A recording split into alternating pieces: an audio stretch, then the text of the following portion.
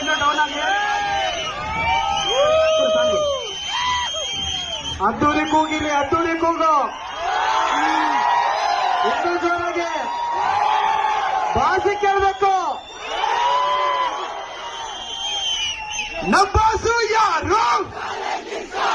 Challenging star boss boss boss boss boss boss boss boss boss boss.